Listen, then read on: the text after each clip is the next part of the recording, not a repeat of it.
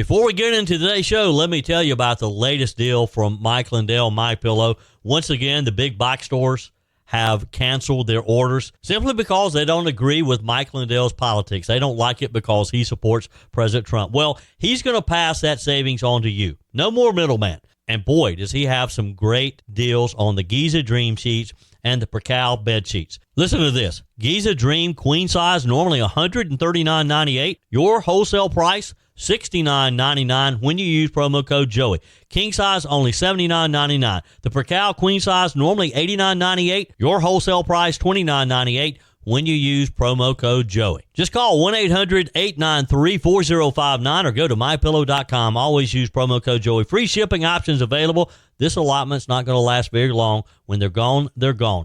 mypillow.com. Promo code Joey. Thanks for joining me in the PhD Weight Loss and Nutrition Studios. To lose weight for the last time, visit myphdweightloss.com. It was a big day yesterday as President Donald Trump celebrated his first 100 days in office with a rally in Michigan. We'll take a minute to look back over the president's greatest hits. Also, the New York Post Editorial Board has a great analysis of Trump's first 100 days. I'll share that with you in today's show as well. A couple of Columbia University janitors are suing anti-Israel agitators accused of holding them hostage in a campus building in last year's protest. And the South Carolina House will not take up a Senate-passed effort to remove State Treasurer Curtis Loftis from office. We have the latest from Columbia. I told you we'd be back. And ye shall know the truth, and the truth shall make you free. It's Joey Hudson. I wanted to name it the Joey Hudson bill, but, they don't allow you to put names on bills. But I wanted to call it the Joey Hudson bill because I know that one's been near and dear to you for a number of years. That's how it's done. Let your voice be heard. And the truth shall set you free. Here's Joey Hudson. As President Donald Trump marked his 100th day in office yesterday, the Department of Government Efficiency, DOGE, says that it has cut at least $160 billion in waste, fraud, and abuse in the federal government, including several high-profile cuts that have been highlighted over the past few months. In a rally held in Michigan yesterday, President Trump told a crowd of supporters that the first 100 days of his second term have been the most successful of any administration in the history of our country. It was a big day yesterday as President Donald Trump celebrated his first 100 days in office with a rally in Michigan. We'll take a minute to look back over the president's greatest hits. Also, the New York Post Editorial Board has a great analysis of Trump's first 100 days. I'll share that with you in today's show as well. A couple of Columbia University janitors are suing anti-Israel agitators accused of holding them hostage in a campus building in last year's protest. And the South Carolina House will not take up a Senate-passed effort to remove State Treasurer Curtis Loftis from office. We have the latest from Columbia. As President Donald Trump marked his 100th day in office yesterday, the Department of Government Efficiency, DOGE, says that it has cut at least $160 billion in waste, fraud, and abuse in the federal government, including several high-profile cuts that have been highlighted over the past few months. In a rally held in Michigan yesterday, President Trump told a crowd of supporters that the first 100 days of his second term have been the most successful of any administration in the history of our country. And we're here tonight in the heartland of our nation to celebrate the most successful first 100 days of any administration in the history of our country, and that's according to many, many people. I banned all welfare to illegals, and I signed an order that will end automatic citizenship for the children of illegal aliens. No citizenship. For years, Joe Biden and the media told us that stopping the flood of illegal immigration was absolutely impossible. He said it was impossible. But it turned out that all we needed was a new president. With my China tariffs, we're ending the greatest job theft in the history of the world. China's taken more jobs from us than any country has ever taken from another country. And that doesn't mean we're not going to get along. We get along with China. I mean, the tariff now is at 145%. President Trump will never stop fighting for you, your children, and your family. And President Trump will make sure that in this country, not illegal aliens, not criminals, not gangbangers, but American citizens come first, last, and always. We will never give in. We will never give up. We will never back down. We will never, ever surrender. We will fight, fight, fight, and we will win, win, win.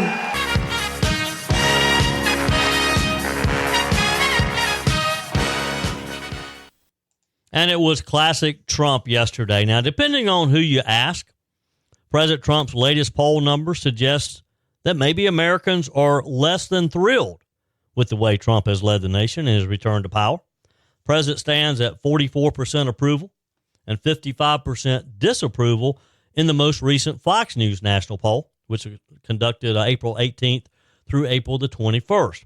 His numbers are also underwater in polls released over the past few days by ABC News, Washington Post, New York Times, Siena College, CNN, Reuters, Pew Research. I'm not even going to bother to give you those numbers because you kind of know what these polls are. Because, now again, these are the polls, the same pollsters who question his ability to win re-election. And boy, did he prove them wrong, right? They missed it by a long shot. Never predicted the landslide victory that he would win, plus taking back the House and the Senate. So let's take a walk down memory lane, if you will, over the past 100 days. And let's look at one of his most successful programs, particularly, other than closing the border, because that has been hugely successful. He's been able to reduce the illegal crossings to almost zero, having a little trouble because of the courts in actually deporting the illegals, but he'll get there. I promise you, he's determined, so he'll get there. So let's talk about some of the things that he's done, and again, particularly DOGE, because that's probably one of his biggest successes and one of the most well-known successes as we have watched this unfold. Questionable spending, for example, in U.S. aid's $40 billion budget, including Sesame Street in Iraq. Remember that one? You know, it seems like forever ago when it was just literally weeks ago. One of the most talked about DOGE targets in Trump's first term was spending at the U.S. Agency for International Development. Senator Joni Ernst, the Senate DOGE caucus chairwoman, who says she speaks to Musk about spending cuts every few days, published a list of projects and programs she says the U.S. Agency for International Development has helped fund across the years. She highlighted authorizing a whopping $20 million to create a Sesame Street in Iraq is one of the big examples. Under the Biden administration, U.S. aid awarded $20 million to a nonprofit called Sesame Workshop to produce a show called Alan Sissim Iraq in an effort to promote inclusion, mutual respect, and understanding across ethnic, religious, and sectarian groups. Several more examples of these questionable spending habits have been uncovered, including more than $900,000 to a Gaza-based terror charity called Bayador Association for Environment and Development, and $1.5 million programs slated to advance diversity, equity, and inclusion in Serbia workplaces and business communities. You'd forgotten about that one, hadn't you? And this is just an example. He slashed DEI contracts across the board on the campaign trail since taking office. President Trump made it clear that he aimed to slash DEI, to do away with this nonsense, and he has done so. He also has made an effort in reducing federal spending by cutting the federal workforce. In February, DOGE terminated employment for 3,600 probationary health and human services employees in a cut that says estimated to save over $600 million. In early April, over the previous 2 months, DOGE's cutbacks have been attributed to 280,250 layoffs of federal workers and contractors at 27 agencies. There are an additional 4,429 job cuts attributed to downstream effect of cutting federal aid and ending contracts. Roughly 75,000 federal employees accepted a deferred resignation program as well. And again, he has met resistance.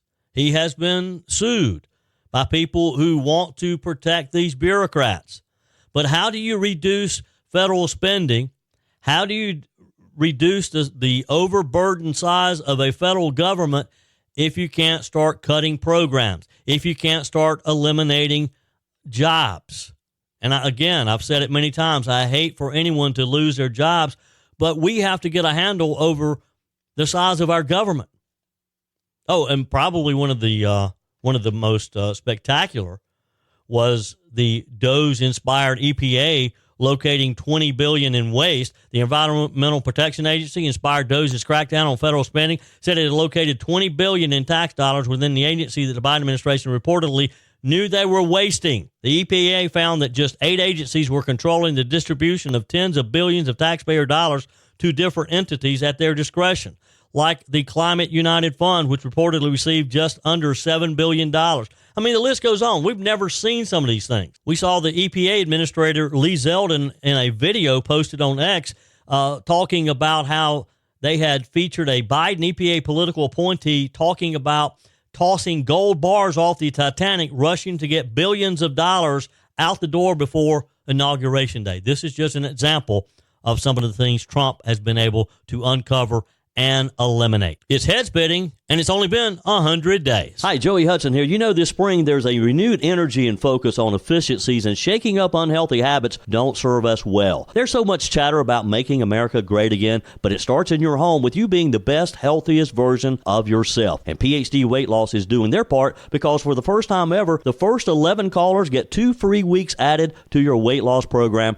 That is huge. PhD's out to prove that you don't need Big Pharma to reach your goals. It just creates dependency, not long-term change. Dr. Ashley Lucas researched weight loss trends for years and discovered a scientifically proven way to retrain your body to burn fat efficiently without hunger, extreme exercise, or dangerous medications. PhD clients watch their belly fat disappear, their energy skyrocket, cholesterol and blood pressure normalize without starving themselves. I lost over 30 pounds and I've never felt better. So call now and mention promo code Joey for my 2 weeks for free with my program. Call 864-644-1900. That's 864-644-1900, or go to myphdweightloss.com. We'll get back to more of the first 100 days of the Trump administration.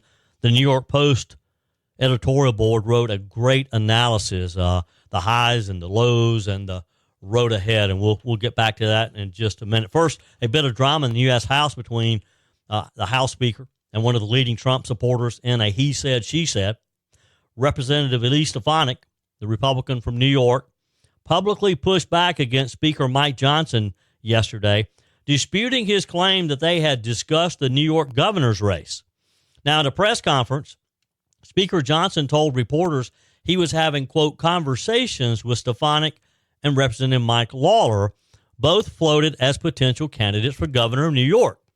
Stefanik responded bluntly on X. "This is not true," she said. I've had no conversations with the speaker regarding the governor's race," which basically is saying, Mr. Speaker, you're not being honest here. Johnson later clarified, telling the media, "We haven't specifically talked about her running for governor, but insisted they had spoken on other matters and would meet very soon." Now, that's a little bit different than saying we've talked about it, right? This brief but public exchange revealed a rare friction within the GOP leadership. Ms. Stefanik had recently resumed her full-time role in the House after withdrawing from consideration for UN ambassador. You may remember this. This was reportedly influenced by concerns over replacing her in upstate New York in her district there, preserving the House GOP's narrow majority. Now, that would have had to have been tough to have been announced as the choice to be the UN ambassador and only be asked to withdraw. President Trump ultimately directed Johnson to appoint Stefanik as chair of House Republican leadership, which is a very high profile role, as I guess a payment for her loyalty. Days later, reports emerged that Stefanik was weighing a gubernatorial bid, which would also, of course, take her out of the House. Speaker Johnson expressed admiration for both Stefanik and Lawler, describing them as two of my favorite people and super talented, he said. While he said he preferred they stay in Congress, he acknowledged their aspirations and stated, "We ultimately support them in whatever they do." The disagreement comes amid heightened political maneuvering, of course, ahead of the 2026 New York governor's race, with Stefanik seen as a rising GOP star closely aligned with Trump. But it would be devastating to lose these two out of the House. And we would lose them, because if they decide to run for governor, you can't run for the U.S. House at the same time. So you're going to have to give up your House seat. And hopefully, if this happens, the GOP in New York will be able to have some great candidates ready to step in. The Wisconsin Supreme Court issued an administrative order yesterday calling for Milwaukee Circuit Court Judge Hannah Dugan to be temporarily relieved of her official duties. Boy, these judges are dropping like flies. Dugan was arrested and charged with obstruction of an official proceeding last Friday after evidence came to light that she had shielded a migrant from ICE agents. This is according to a criminal complaint. She was also charged with concealing an individual to prevent discovery and arrest. The order yesterday reads that Dugan is temporarily prohibited from exercising the powers of a circuit court judge in the state of Wisconsin. The state Supreme Court said the order will remain in effect until further order of the court. She should never be allowed to go back to sit on the bench, should she? The Wisconsin court system confirmed with the media that Dugan will not return to the bench this week, adding that her caseload will be covered by other judges.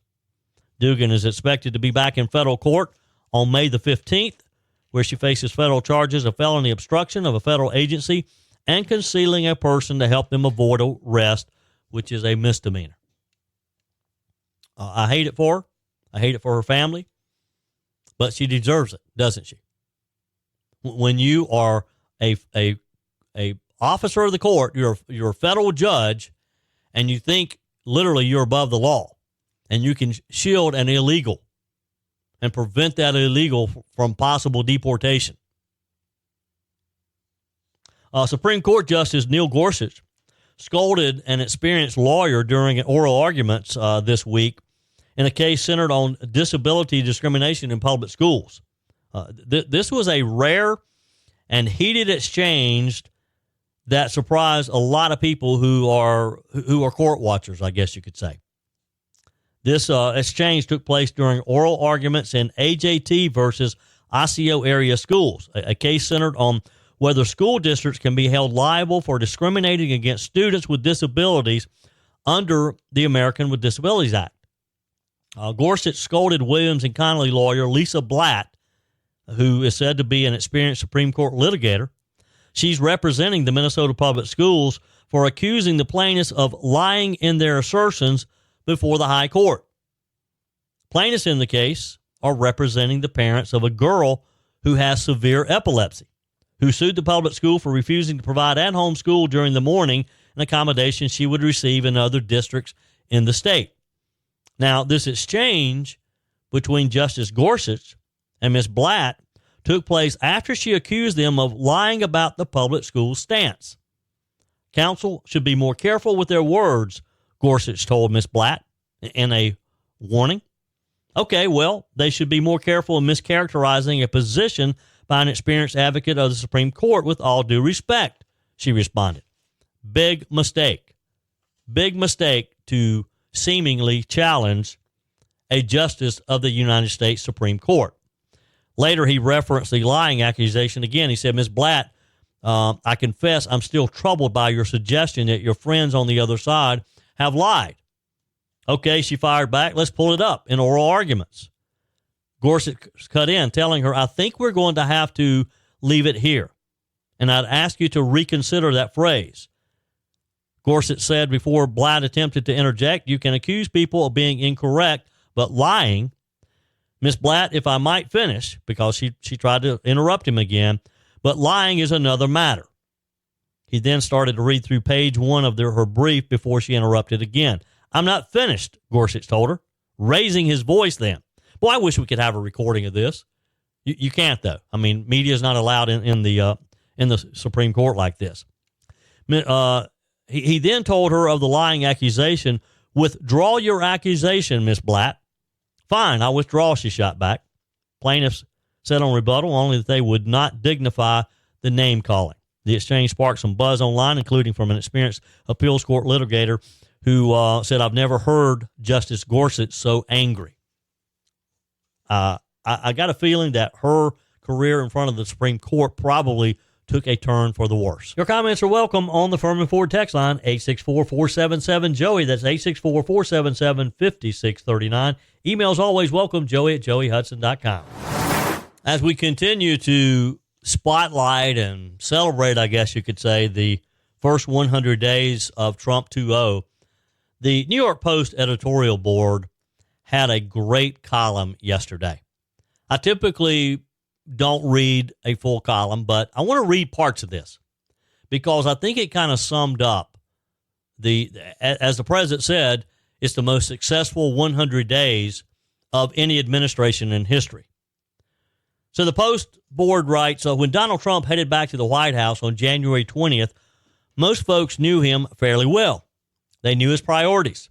He had secured a border, jumpstart U.S. energy, pushed to end the wars in Ukraine and Middle East, and curb lefty cultural excesses.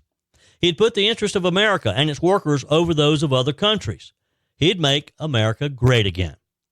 Even so, few could have imagined how the returning prez would manage to transform the nation as dramatically as he has in just a matter of weeks, not only via his executive orders, but by shifting the debate, restoring common sense views, and saying and doing what his predecessors haven't. They go on to write, Trump rolled in like a tornado, that's true, signing 26 executive orders on his first day, more than any other president. He also holds the record for first 100-day executive orders as well. Heck, even before taking office, Trump managed to secure a deal for the return of more than 30 hostages from Gaza, with the first released the day before his inauguration. And practically overnight, they write, he ended the border crisis, with the numbers of migrants plummeting more than 90%. That's still just astounding, isn't it? That all you had to do was say, I'm closing the border, and they know to stop. Joe Biden could have done this 4 years ago if he had wanted to. He didn't want to.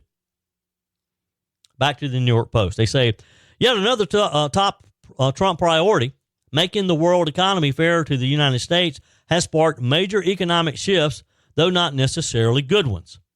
His tariffs have helped drive down his approval ratings, with one poll showing him with the lowest rating of any president since World War II. Again, I get back to consider the source of the polls.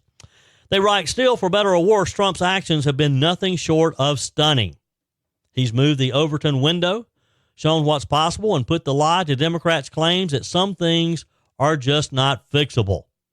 And if he can get his act together, there's strong grounds to hope for amazing developments over the next 4 years.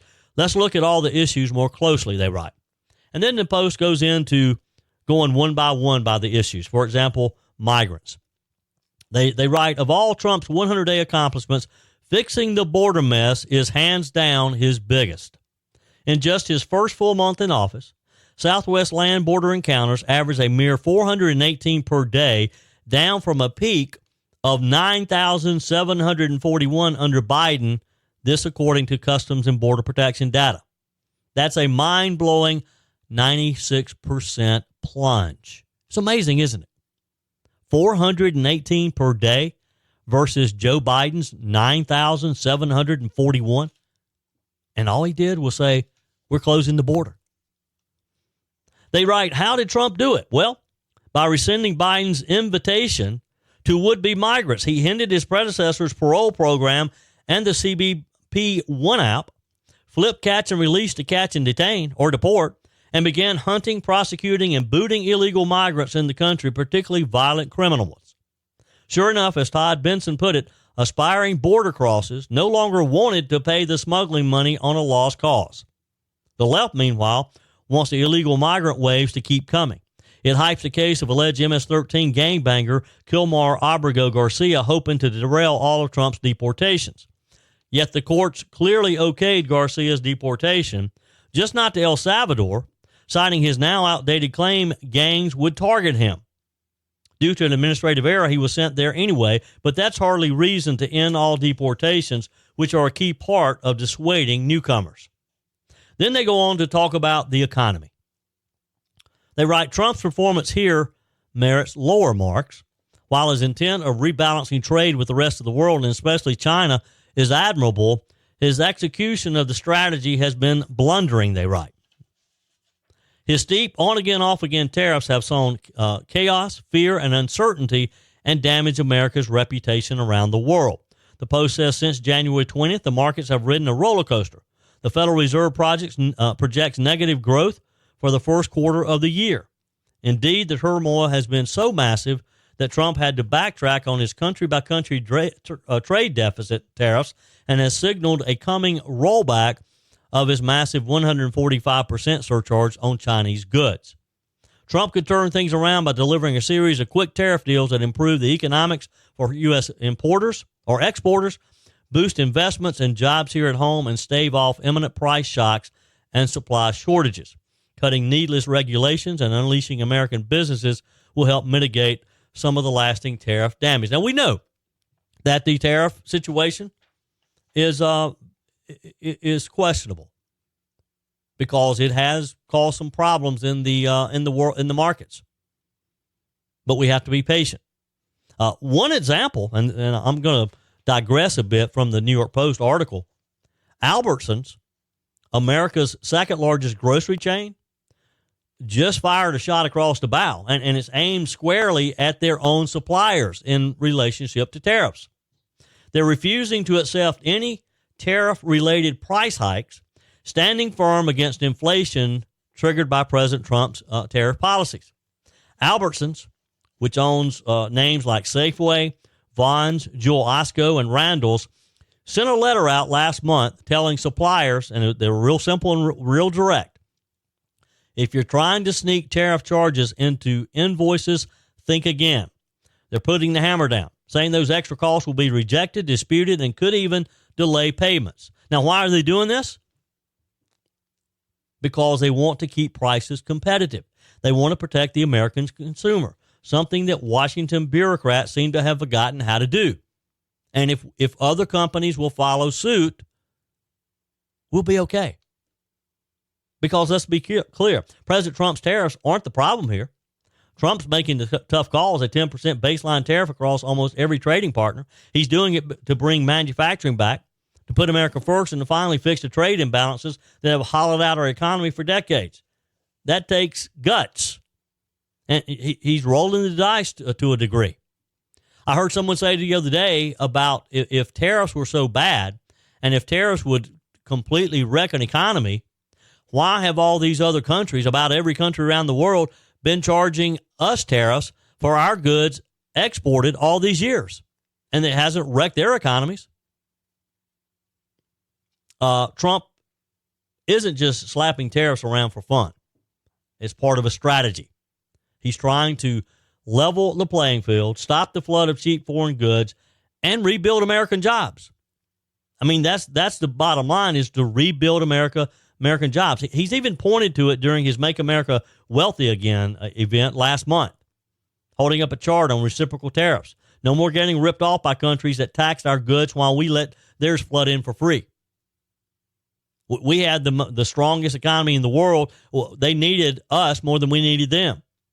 Some imported goods like avocados, coffee, seafood might cost a little more right now, but that's a small price to pay, I believe, for the bigger win: economic sovereignty, long-term prosperity, ending our dependence on hostile regimes that don't have America's best interests at heart, who actually hate us, who want to see us fail. So yes, the economy isn't quite where we want it, but again, it's just been 100 days. All right, let's talk about energy. The New York Post writes, this is another clear area of triumph for the press. His moves to boost energy production will surely charge up economic activity. Already, he's ditched Biden's irrational ban on liquid natural gas exports, moved to shed burdensome regulations. He has scrapped the EV mandate, and he's pushed pipeline projects and much, much more. As Dan Turner reports, Trump has ushered in a change in the nation's mindset on energy, viewing production as beneficial rather than harmful. And he silenced the climate alarmist lobby intent on taking the nation back to the dark ages. That will encourage investment. It will boost energy supplies, reliability, and lower prices. When you have lower energy prices, guess what else happens? Everything else follows suit.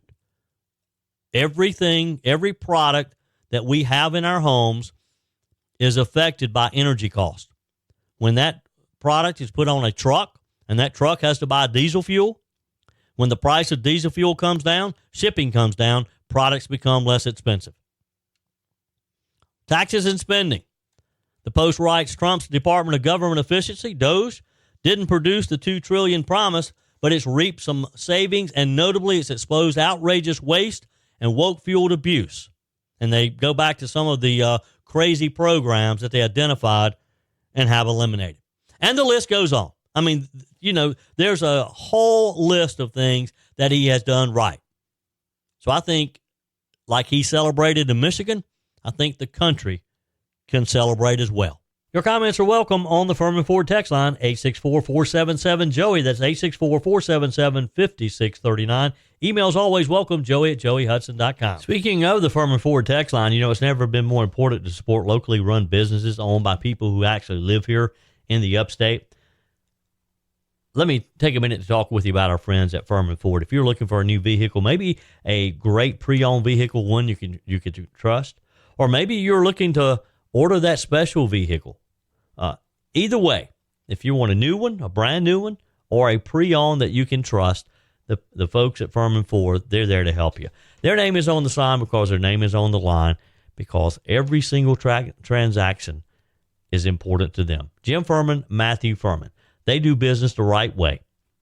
When you stop by, when you give them a call, or maybe when you just send them a quick email, you're always going to have access to a member of the Firmin Ford family.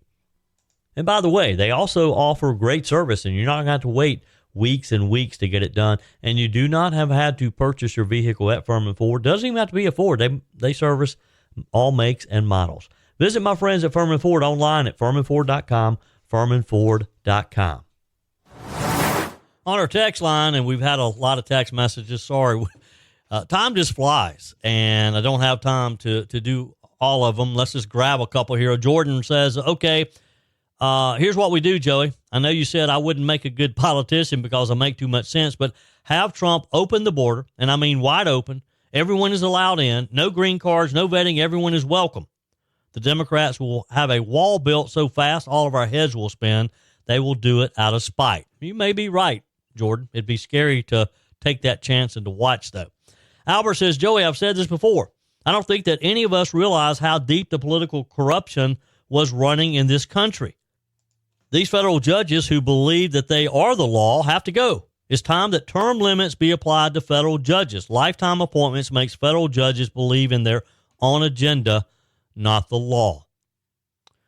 Jennifer, hey, Joey, don't call it being smart. Just call it the product for low expectations. No, I'm not surprised that the Trump administration is being attacked by even those at the highest levels of our country's fundamental foundation.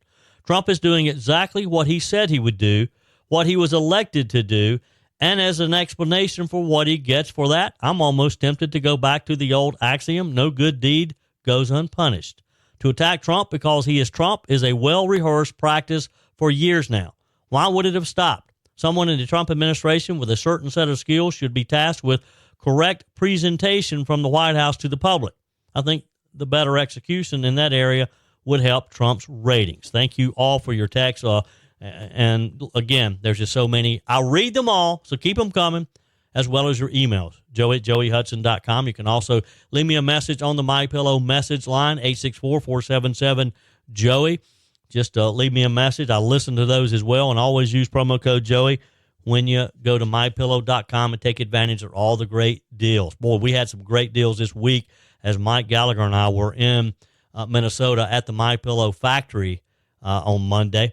If you missed out on those, you can still take advantage. Just go to mypillow.com and use promo code Joey. All right, so South Carolina Treasurer Curtis Loftis. Just as a quick reminder, a few weeks ago, actually not even a few weeks, last week, I guess, April 21st, the South Carolina Senate voted 33-8 to remove Loftis from office. That followed more than a year of investigations into the management or mismanagement of an alleged $1.8 billion that was an incorrect ledger entry, according to the Treasurer's office. Those stem from the money that did not actually exist, that emerged as a result of a changeover in the state's accounting systems in early 2010, a long time ago. Now, the error and questions around the state's fiscal management practices subsequently resulted in resignations of both the Comptroller General, Rich Ekstrom, and State Auditor George Kennedy, as well as an investigation by the Federal Securities and Exchange Commission, which has fueled fears of future problems with South Carolina's credit rating. The Senate took this seriously.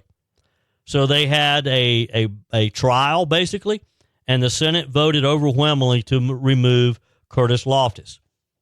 Now, that's over to the State House. And the effort to remove Mr. Loftis is probably hit a brick wall now. With just, about four legislative days left now.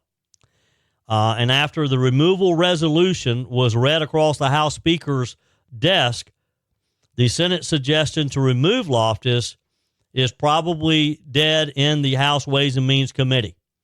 It was left off the committee's agenda for its two scheduled meetings yesterday and again today. Three separate members of the committee told the Post and Courier in South Carolina they were unaware of when or even if the resolution would get a hearing this year. One member initially seemed to be unaware the resolution to remove Loftis was even in his committee, believing that the proposal was being considered by the House Judiciary Committee. Well, it wasn't. It's in the House Ways and Means Committee. Others simply said they needed time to understand what is a complex issue. For example, Lancaster Republican Representative Brandon Newton, he's the House Majority Floor Leader as well, said, and he's a member of the House Ways and Means Committee, the committee that this is in. He said, I think we have to figure out a process on it, and I don't really have any idea what that is. As a non-lawyer, this kind of thing is all new to me. Now, Speaker Smith's office confirmed there's simply no time left to address the Loftis question this year, since the 2025 session ends on May 8th at 5 p.m. They all turn into pumpkins then. The Speaker's office said the priority of the House for the remaining 5 days of session will be passing legislation. And boy, do they have some important things to consider. For example, they to fund private school scholarships with public dollars. That remains unresolved in the Senate. A significant insurance liability reform package, an issue we've been talking about all session. This is a contentious fight between trial attorneys to a degree. We have a piece of liquor liability legislation that was passed by the House, and we have a much broader liability package that was passed by the Senate. The House sent theirs over to the Senate. The Senate sent theirs over to the House. We're kind of at a stalemate. The Senate did take action by basically deleting the text in the House version and just copied and pasted their wording into the bill and sent it back. So basically, the House just has the Senate version, and that's it. Maybe a conference committee can come in and take care of it. Probably unlikely at this point, and what a sad situation for a lot of businesses depending on that. In the House Ways and Means, there's some contentious legislation still over there, legalizing gambling. This major tax reform package, a tax reduction, a big income tax cut that everybody was excited about, only after we learned the details of what it would actually do did we realize that, well, this is not as good as we thought it was going to be. Back to the drawing board, and it was sent back. So there's a lot of important things that the legislature has yet to do and just a few days to do it. So I get it. I understand that removing or even talking about removing the state treasurer from his office, and an office that the people in South Carolina elected him to do, should be way down the list of priorities when you got some of these very pressing issues before you. So it's probably the right thing to do.